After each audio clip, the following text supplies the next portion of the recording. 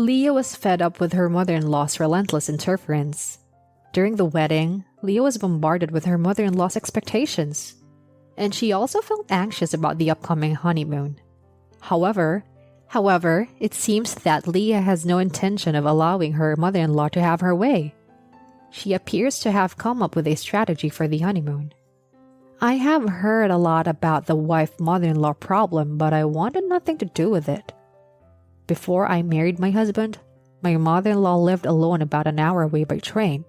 After we got married and bought a house, she moved into the neighborhood without consulting us. She even suggested that we live together. I'm single too, and I don't know how long I'll be healthy, so if you two are getting married, it's perfect. How about living together at this point? It was such an unexpected proposal. I was thinking, what's so perfect about that? But my husband was also fed up with my mother-in-law's overbearing behavior, so he was against living together and refused. In other words, I was told that if I lived with my mother-in-law, my parents would also live with me. My parents and my mother-in-law don't get along, so my mother-in-law must have hated the idea and withdrew her proposal. But, as it turned out, she moved into the neighborhood, which was a surprise.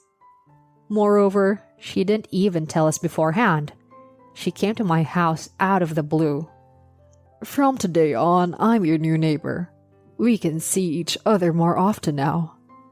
You can't imagine how I felt when she said that. I probably had a very obvious look of discomfort on my face. Besides, even before this, she used to come to our house at least once a week. I was wondering how often she would come now. My mother-in-law comes 2 days a week at the least, and 4 days at the most. She has no concept of restraint. On the contrary, she thinks we're happy about it. I still think it's better for family to live nearby. You'll feel more secure that way, right? Besides, maybe I'll get to see my grandchildren. There's no harm in living close to each other. You're just saying whatever you want. By the way, we haven't even thought about having children yet. My husband doesn't like my mother-in-law's behavior either. Mom, it's a problem if you come over too often. We have our own plans too. At least give us a heads up before you come over. He says that, but it doesn't seem to resonate with his mother at all. I live right around the corner, so it's faster to come over than to call you. Besides, if it's not convenient for you, you can turn me away. So far, Leah always helps me out, but I'm in trouble with such a convenient interpretation. Well, you can't turn your mother-in-law away. That positive attitude of hers is something I want to learn from. There's still something I want to talk to you about regarding my mother-in-law, and I actually had my wedding the other day. I had been dreaming about it since I was a child, and I wanted everything to be perfect. But, as expected, my mother-in-law. I think this dress suits you better than the one you chose, Leah. The one you picked is lovely too, but it doesn't seem to fit you well. Also, I think it would be better to switch the order of the performances. That way, everything will run more smoothly. And also, she kept butting in and saying something about everything. I was already in a really bad mood. I was constantly frustrated, and my husband seemed to be worried about me. Mom, please don't say unnecessary things. I've entrusted everything to Leah, so... He said that to me too, but... I might seem meddlesome, but everything I say is for the two of you. My wedding wasn't a great one, so I'm saying this based on my experience. I think following the advice of someone who has gone through it before will lead to better results. And even if you're not satisfied now, things might change once you try it out. For now, why don't you try incorporating my opinion? She pretty much forced her opinion on me, which was really frustrating. Even though I didn't want to change my ideal wedding, I couldn't just ignore everything my mother-in-law said. In the end, I still regret not being able to do everything I wanted. I wish I had just gone ahead without listening to her and pushing through.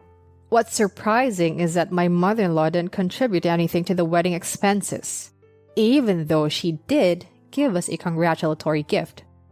I don't remember having such a strong say in everything. My husband still feels guilty when he sees me upset about the wedding, but he did say what he needed to say. I don't have any anger towards my mother-in-law except for the wedding, which I will probably never forget. But now I have a new worry, our honeymoon. Knowing my mother-in-law, she might insist on coming with us. I absolutely want to prevent that from happening, given how I feel about the wedding. Plus, I don't think I could fully enjoy her honeymoon if she's there. It's not a family trip, so I want her to just quietly wait at home. As for our honeymoon, it seems like my mother-in-law already has some sense of what we're planning, even though we haven't told her anything. Hey, now that the wedding's over, it's time for the honeymoon, right? Where are you going? Hawaii again? I've been there before, so I can show you around a bit. As expected, she butted in. I made a face. No, we haven't decided on anything yet, and I don't even know if we're going. Trying to brush it off like that was useless. Oh, you absolutely have to go on a honeymoon. It'll be a memorable experience like any other trip. I'm sure it'll be a fun trip. Let me know when you decide on a destination. She really gave off the impression that she's planning on going too. I can't bring myself to feel excited. I'm planning to talk to my husband about it. A meddlesome mother-in-law who interferes in everything. Leah and her husband must be having a lot of trouble dealing with her. Especially since the wedding was ruined, Leah's resentment towards her mother-in-law seems to be growing. What will happen to their honeymoon? We're leaving for our honeymoon tomorrow. As expected, my mother-in-law is planning on coming with us. After talking it over with my husband, we came up with a pretty interesting plan. It's a gamble whether it will work or not. My mother-in-law thinks we're going to Hawaii, but the actual destination is different. I told my mother-in-law that I didn't really want her to come along, but I didn't have any effect on her. So, my husband and I came up with a plan to be alone on our honeymoon. We called it the Great Honeymoon Operation. We were supposed to go to Hawaii, but actually, we're going to Antarctica. It's a pretty cheesy name, even for me. We keep talking to my mother-in-law about Hawaii, so she thinks that's where we're going. We haven't said a word about the actual destination being Hawaii, though. I even got some brochures from Hawaii and pretended to buy a swimsuit in front of her. I'm making my mother-in-law think we're going to Hawaii. I haven't been to Hawaii in years. It's good because I'm coming with you. That's what she said to me. Ah, I see. I've never been to Hawaii. And so, I just pretended to listen. My mother-in-law also knows the date of our honeymoon trip, but we're planning to leave the night before. If my mother-in-law finds out that our destination is not actually Hawaii, it would be troublesome. Knowing her, she might come alone later. That's why I'm making her believe that we're going somewhere else. I'm nervous until I get on the plane safely tomorrow night. If this plan goes well, they'll be able to avoid a repeat of what happened at the wedding. I wonder what her reaction will be when she finds out everything. Will she really fly alone to Hawaii? Our honeymoon was amazing. On the evening of the departure, we left the house as planned without my mother-in-law noticing, and boarded the plane to Antarctica without any issues. However, a few hours later, my mother-in-law contacted me. I was nervous as I read the email. Hey, Leah, today was the departure, right? I came to your house, but no one was there. Where did you go? I've been waiting eagerly for this day. I'm sorry, we've already left. I thought we were going to meet there. What? Meet there? I've never heard of this before. I prepared everything so early in the morning because I thought we were going together as a group. I'm sorry, but we've already left. You don't have to come all the way here. What are you saying? I was looking forward to this day so much. That's right. So, what should we do? We can't go back now that we've already boarded the plane. If that's the case, I'll go there by myself. I can arrange a plane ticket by myself, so leave it to me. I've done all the research on places to visit and see. I'll join you later so you can have fun first. Oh, really? In that case, we'll be waiting for you. While we were having this conversation, my husband and I were secretly nervous. We both felt a bit guilty, but we kept the truth to ourselves.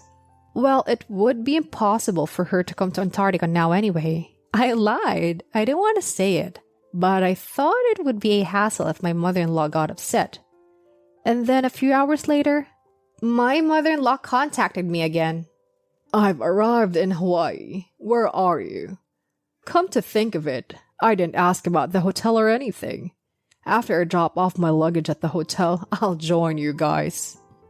What? You're in Hawaii? Why? Why? What do you mean? I told you I was going alone. No, it's not that. Our honeymoon is in Antarctica. But since you've arrived in Hawaii, please enjoy yourself as much as you like. Huh? Antarctica. Wait, what does that mean? We didn't say anything about going to Hawaii for our honeymoon, did we? But you prepared brochures for Hawaii and everything. You were making preparations as if you were going to Hawaii. We were planning on going to Hawaii when my husband receives his bonus. It was a separate plan from our honeymoon.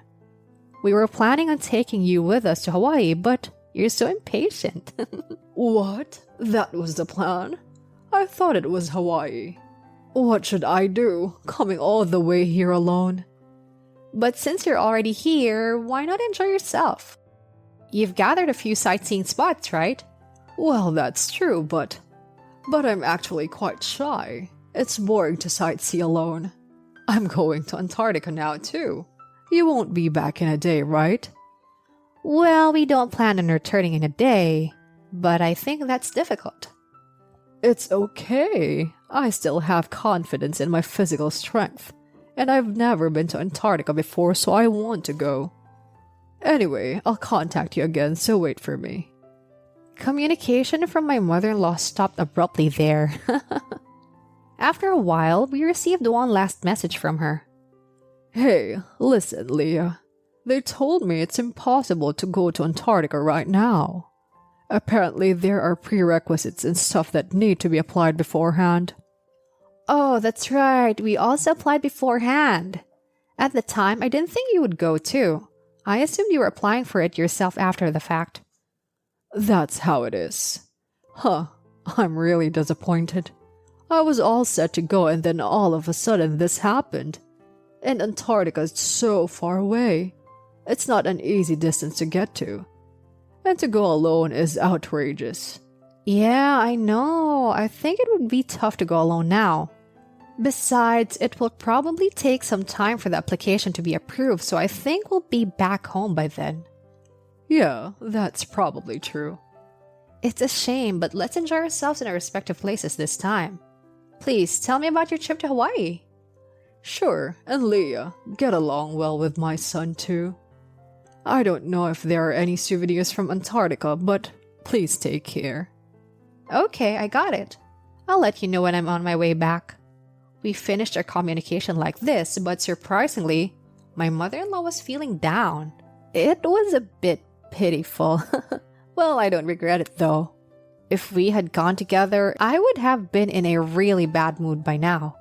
It would have been the worst honeymoon ever, that's for sure. It was my husband's idea to do this, but I never expected it to go so smoothly. Things went surprisingly well, and we ourselves are surprised. By the way, when we returned home, my mother-in-law said, Welcome back. Did you have fun in Antarctica? I thought about giving up on traveling alone, but I enjoyed it with a local guide. So I bought a lot of souvenirs and I'll give you anything you like.